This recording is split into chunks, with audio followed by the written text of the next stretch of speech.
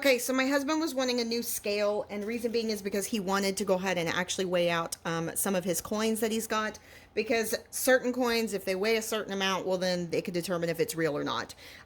This is a kitchen scale. Now, a couple of things that I really like about it. Number one, it's very small and compact, which is really great if you're not wanting something really large for your kitchen, even if you were doing like sourdough or bread or whatever it may be, and you want to go ahead and do everything by weight.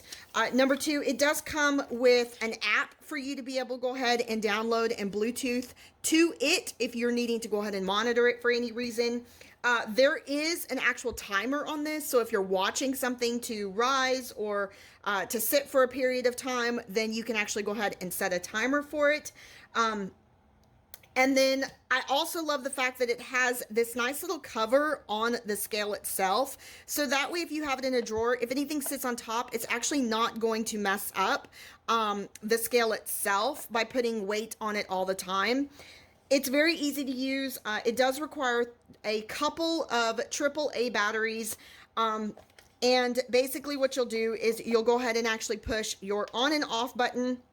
You can see it has a little bit of a light in the background, and then you can change whatever unit you're wanting this to be in, whether it be grams or ounces.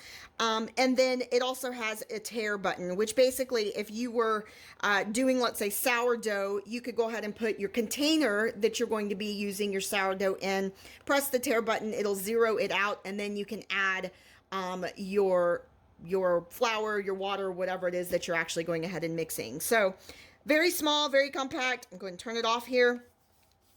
It does have a feature for you to be able to hang it on the wall. If you're wanting to go ahead and hang on the wall for storage, the battery is actually going to be right here. And then it has 4 little rubber feet on the bottom so it doesn't slide anywhere when you have it on your countertop.